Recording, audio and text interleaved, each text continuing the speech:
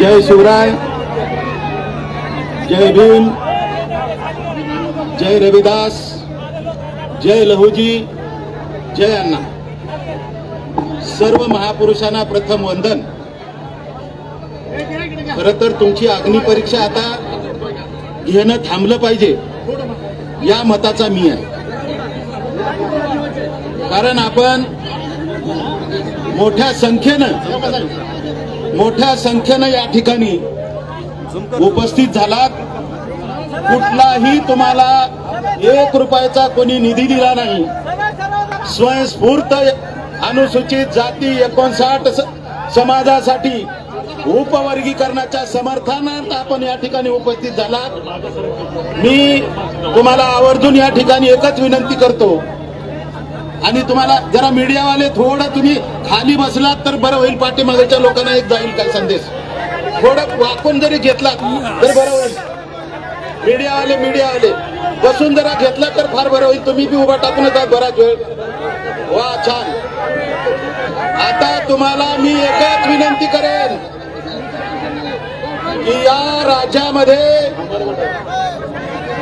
ज्या कार्यकर्त्याच्या माध्यमातून अनेक वर्ष उपवर्गीकरणाच्या लढ्यासाठी चळवळ आपण अस्तित्वात आणली. अनेक कार्यकर्त्यांनी आपलं योगदान त्या ठिकाणी दिलेलं आहे. सर्व कार्यकर्त्याचं पहिल्यांदा टाळ्या वाजून स्वागत करा. आता दुसरी विनंती की याच व्यासपीठावर, याच जागेवर, याच लातूर पॅटर्न नगरीमध्ये आपल्या महापुरुषाला अत्यंत खालच्या दर्जाची भाषा काही लोकांनी त्या ठिकाणी केली. संविधानिक विरोध तुमचा असावा. आम्ही तुम्हाला विरोध करण्यासाठी कुठेही नकार करणार नाही. परंतु जर महापुरुषांचा जर तुम्ही जर अपमान करण्याचं जर पाप कराल तर मग मात्र तथागत गौतम बुद्धाचं नाव सुद्धा घ्यायची तुम्हाला या ठिकाणी ही शक्यता नाही. जर तथागत गौतम बुद्धांचं जर आपण नामस्मरण जरी आचरणात आणायचं झालं तर मला नाही वाटत की या ठिकाणी महापुरुषाला अपमानित करावा. आज तुम्हाला एवढं माहित असेल की अनेक वर्षापासून आम्ही राजकारणात काम केले, परंतु मला सुद्धा महापुरुषाच्या यादीतले नाव माहिती नव्हते. झुम बराबर झुम शराबी, तुम्हारे बराबर हमारी खराबी. जसं तुम्हाला वाटलं तसंच आम्हालाही वाटलं. म्हणून आम्हाला वाटलं सगळेच महापुरुष आहेत. परंतु पूर्वाश्रमीच्या महार समाजातल्या कार्यकर्त्यांनी मात्र अत्यंत खालच्या दर्जाची टीका केली. हे दुर्दैव आहे. आणि आंबेडकर चळवळीतले माननीय आनंदराज आंबेडकर साहेबांना साक्षीला ठेवून जर अण्णाभाऊंच्या बाबतीमध्ये, जर लहुजींच्या बाबतीमध्ये जर अशा पद्धतीनं महापुरुषाच्या यादीत नाव नाही म्हणून, एवढंच नाही नाव नाही म्हटले तर ठीक आहे, परंतु हे भालेराव म्हणे बोकड्या. आता का मी बोकडा? खरं सांगा बरं, काय मला 4 पाय आहेत? परंतु हे बोकड्या म्हणे 10 वर्ष काय केला याला काय कळालं नाही म्हणे. चाटे क्लासेस म्हणे RSSचा जो काही कार्यकर्ता असतो, संघटना असते, त्या संघटनेचा कार्यकर्ता आहे म्हणतोय. अरे तुम्ही सगळेच त्या सगळे संघटनेत काम करताय आणि फक्त मातंग समाजाला तुम्ही दोष देताय. किती चुकीचं आहे. मी तुम्हाला माहितीसाठी या ठिकाणी पेपर आणलेले आहेत. अण्णाभाऊंचा पुतळा समोर धरा रे. हे बघा, 10/12/2021 रोजी मला देशाचे प्रधानमंत्री माननीय नरेंद्र मोदी साहेबांनी दिल्लीमध्ये डॉक्टर बाबासाहेब आंबेडकर फाउंडेशनला 400 कोटी रुपयाचा निधी दिला होता आणि ती मोठी इमारत त्या ठिकाणी बनवलेली आहे.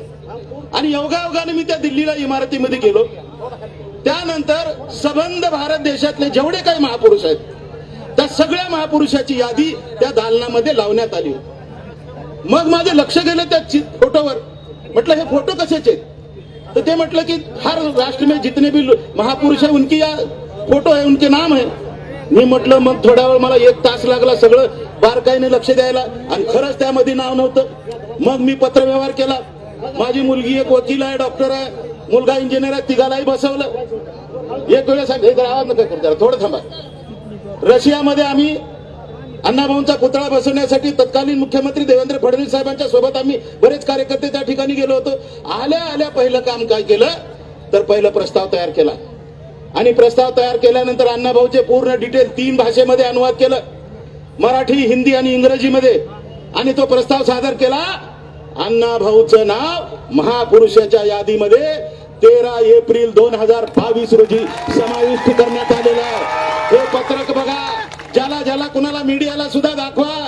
अरे मी त्यासाठी म्हणतोय वारंवार, आंबेडकर चळवळीमधल्या सर्व नेतृत्वांना माझी विनंती आहे, आम्ही समदुःखी प्राणी आहोत, आम्ही तुमचे दुश्मन नाही आहेत.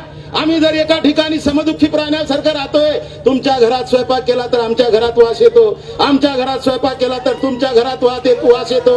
एवढं सगळं समदुःखी प्रमाण असताना जर आपण अशा पद्धतीने जर बोलायलाच लागलात तर हे अत्यंत चुकीचं आहे.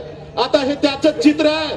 या ठिकाणी तुमच्या लक्षात आलं असेल, डॉक्टर बाबासाहेब आंबेडकरांनी फक्त एका पूर्वाश्रमीच्या महारासाठी कुठल्याही पद्धतीचं आरक्षण केलेलं नाही. अरे शोषित, पीडित आणि ज्या काय समाजाला अस्पृश्य नावाखाली, अंधश्रद्धा नावाखाली ज्या ज्या समाजाची हालापेष्टा सोसतोय, पीडित आहे, शोषित आहे, याच्यासाठी त्या ठिकाणी आरक्षणाची तरतूद झालेली आहे. मी तर आपल्या सर्व नेतृत्वांना माझी विनंती आहे, या ठिकाणी आपल्याला कुठलीही भाषण करायची गरज नाही. मी तुम्हाला हात जोडून विनंती करणार आहे, या राज्याचे मुख्यमंत्री अत्यंत हुशार आहेत, दुसरे उपमुख्यमंत्री अत्यंत हुशार आहेत, तिसरे उपमुख्यमंत्री सुद्धा राजकारणातलं बाळकडू पिलेले आहेत. म्हणून माननीय मुख्यमंत्री देवेंद्र फडणवीस साहेब, माननीय एकनाथजी शिंदे साहेब, माननीय सुनित्राताई वहिनी पवार मॅडम आणि सर्व राज्य सरकारना जिल्हा अधिकाऱ्याच्या माध्यमातून आज आम्ही इथं विनंती करायला आलोय, तुम्ही सगळ्यांनी हात वरी करून एक घोषणा द्या. महाराष्ट्राचे मुख्यमंत्री, उपमुख्यमंत्री दोन्ही आणि जिल्हाधिकारी महोदयांनी या मोर्चाचं निवेदन तात्काळ 1 ऑगस्ट 2026 ला त्याची अंमलबजावणी करा. अनेक राज्यानं केलेला आहे. आता आम्हाला रस्त्यावरची लढाई लढायची वेळ आणू नका, नाही तर मग आम्ही 1871 मध्ये गुन्हेगारी जमात म्हणून ब्रिटिश राजवटीमध्ये इंग्रजांनी आम्हाला गुन्हेगारी जमात म्हणून नोंद केलं होतं, आणि ती जर गुन्हेगारी जमात जर उफाळून आली तर मग कोणीच कुणाला थांबवू शकणार नाही. तुम्ही कसल्या घाण शिव्या देताय? अरे आम्हाला अशिक्षित माणसाला शिव्या देण्यासाठी शिकवायची गरज आहे का रे? गरज आहे का? आणि जर अशा पद्धतीनं जर तुम्ही देशात विदेशात डॉक्टर, सायंटिस्ट, वेगवेगळ्या पद्धतीचे पंडित, वेगवेगळ्या पद्धतीचे उच्च अधिकारी जर झाला असाल तर मग आपल्या पूर्वाश्रमीच्या महारवाड्यामध्ये या, पूर्वाश्रमीच्या मागवाड्यामध्ये या आणि गाव कुसाच्या बाहेर असलेल्या समाजाची यथाव्यथा बघा आणि मग ठरवा. मोठ्या मोठ्या राजकीय पक्षाचे सौदे करता, हेलिकॉप्टर घेऊन येता, अशाच मांगा महाराजच्या सभा लावता आणि त्या ठिकाणी सौदे करून फुरकन उडून निघून जाता. हे थांबलं पाहिजे. थांबलं पाहिजे का नाही? थांबलं पाहिजे का नाही? अरे आम्हाला शिक्षण कशासाठी नाही मिळालं? कारण गुन्हेगारी जमातीमध्ये आम्हाला देशाला आझादी मिळाली 47 ला आणि आम्हाला आरक्षण, आम्हाला न्याय कधी मिळाला? 1952 ला. 52 पर्यंत गुन्हेगारी जमातीमध्ये हा मातंग समाज होता. आदिवासी जमातीमध्ये जेवढ्या जाती आहेत त्याच्यापैकी एकच जात अशी आहे आपली की ती मांग मातंग त्या ठिकाणी गुन्हेगारी जमातीमध्ये होती. आपल्याला जात सुद्धा नव्हती बांधवांनो, जात सुद्धा नव्हती. आणि अशा परिस्थितीमध्ये आमचं शिक्षण होऊ शकलं नाही. आम्हाला त्या ठिकाणी दर्जेदार शिक्षण घेण्यासाठी आमच्या कुटुंबाची परिस्थिती नाही. मी काल तुम्हाला सांगितलं, मग तुम्ही जर शिक्षण घ्यायचं म्हटलं, आमच्या एखाद्या कुटुंबातल्या गरीब मुलाला, गरीब कुटुंबातल्या एखाद्या मजुराला किती पगार आहे? एखाद्या शेतकऱ्याच्या जर शेतात कामाला गेला,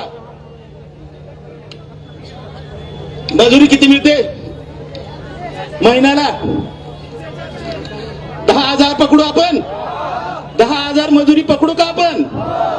आणि 10,000 झाले महिन्याला तर वर्षाचे किती झाले रे बाबा? 1,20,000. आता एवढ्या मोठ्या प्रगत शाळा तयार झालेल्या आहेत, त्यामध्ये पोद्दार आहे, ICIC बोर्ड आहे, दिल्ली पब्लिक स्कूल आहे, कॉन्व्हेंट स्कूल आहे, असे जे स्कूल आहेत त्या ठिकाणी आमचा हा भोळा भाबडा बाप जर 1,20,000 रुपयामध्ये अख्खं कुटुंब जगवायसाठी मजुरी करत असेल तर त्याला आता शिकायला त्या शाळेमध्ये किती फीस लावली रे? किती फीस आहे? 2.5 लाख. जर 2.5 लाख फीस जर आमच्या नजर भरणं होत नसेल आणि जर आमचा विद्यार्थी त्या ठिकाणी जर पालक त्या विद्यार्थ्याला दर्जेदार शिक्षण देऊ शकत नसेल, म्हणून जर त्या ठिकाणी शिक्षणापासून वंचित समाज असेल, या ठिकाणी वेगवेगळ्या नोकरीपासून तो दुरावला जात असेल, म्हणून जर हे उपवर्गीकरणाची मागणी जर करत असेल, काय तुमच्या बापाचं दुखायला लागले रे? काय त्रास व्हायला लागलाय? तुम्ही करा ना. आता माझ्या पोरांना जर मला भरपूर काही शिकायची जर संधी मिळाली असेल, नाही गरज माझ्या पोराला शासनाच्या फायद्याची. अरे पण तू ज्या पूर्वाश्रमीच्या महारवाड्यामध्ये येऊन बघा, संध्याकाळी पोरं कशी झोपलेली दिसतात. मांगवाड्यामध्ये बघा आपली पोरं कशी परेशान आहेत, व्यसनाधीनतेने बाद झालेली आहेत. अशा पोराला, अशा कुटुंबाला न्याय द्यायला नको? द्यायला पाहिजे का नाही? द्यायला पाहिजे का नाही? म्हणून महाराष्ट्राचे मुख्यमंत्री देवेंद्र फडणवीस साहेब, उपमुख्यमंत्री एकनाथ शिंदे साहेब यांनी सुनीत्रा वाहिनी पवार मॅडम यांना जिल्हा अधिकारी महोदयांकडे आता आम्ही जाऊ, ते निवेदन देऊ. तात्काळ 1 ऑगस्ट 2026 ला जर आरक्षण लागू नाही झालं तर मग मात्र 11 ऑगस्टला YB सेंटरला मुख्य कार्यकर्त्याची एक बैठक त्या ठिकाणी लावलेली आहे मुंबईला. आपण महाराष्ट्रातून प्रमुख कार्यकर्त्यांनी त्या ठिकाणी यावं. अख्खा महाराष्ट्र पेटवायची गरज पडली तर रस्त्यावर उतरू, परंतु आरक्षण घेतल्याशिवाय राहणार नाही, यासाठी आपण काम करू. म्हणून आता मुख्यमंत्र्यांनी, उपमुख्यमंत्र्यांनी दोन्ही या ठिकाणचा तुमचा आवाज ऐकला पाहिजे. मी काही घोषणा देतो आणि 2 हात वरी करून तुम्ही समर्थन द्या, कारण हा समर्थनाचा लढा आहे, हा विरोधाचा नाहीये. समर्थन करत असताना दोन्ही हात वर करा आणि दोन्ही हात मुख्यमंत्र्यांनी सुद्धा IB, LCB जेवढे पोलीस डिपार्टमेंट आहेत सगळ्यांनी बघा, मीडियावाले तिकडे जरा दर्शन द्या. भारत माता की, भारत माता की, भारत माता की जय भवानी, जय भवानी. परमपूज्य डॉक्टर बाबासाहेब आंबेडकरांचा, परमपूज्य डॉक्टर बाबासाहेब आंबेडकरांचा, क्रांतीवीर लहुजी साळव्यांचा, साहित्यरत्न अण्णाभाऊ साठेंचा, महात्मा बसवेश्वर महाराजांचा, राजश्री शाहू महाराजांचा. या ठिकाणी आपण मोठ्या संख्येनं हे समर्थन दिलेलं आहे. हेच समर्थन मीडियावासींनी या ठिकाणी 100% त्या ठिकाणी द्यावं. आपण विनाकारण आता कुणालाही या ठिकाणी दोष न देता आपली लढाई पुढची खंबीर विचाराची लढाई होईल आणि त्या विचाराच्या लढाईमध्ये 11 तारखेला तुम्ही त्या ठिकाणी मुंबईत यावं अशी मी विनंती करतो. आणि माझी तब्येत बरोबर नसल्यामुळं मला या ठिकाणी थोडंसं उशिरा बोलायला वेळ मिळाला आणि तुम्हालाही कमी बोललोय, मी तुम्हाला फार काय बोललो नाहीये. म्हणून एवढीच विनंती करतो की आपण आता मोठ्या संख्येनं इथं सहभोजनाची व्यवस्था केलेली आहे. सगळ्या लातूरकरातील सर्व कोर टीमनं अत्यंत चांगलं काम केलेलं आहे. आपल्याला सर्वांना एकत्रित करण्याचं काम केलेलं आहे. लातूरच्या सर्व कार्यकर्त्यांचं मनापासून मी या ठिकाणी स्वागत करतो. आपणही बाहेरून आलात, तुमचंही मी या ठिकाणी मनापासून स्वागत करतो. महाराष्ट्रातले सर्व प्रमुख कार्यकर्ते हे लातूर पॅटर्न काय आहे हे पाहण्यासाठी आपण आलात, त्याबद्दल त्रिवार आपल्या समोर नतमस्तक होतो आणि माझ्या वाणीला विराम देतो. धन्यवाद.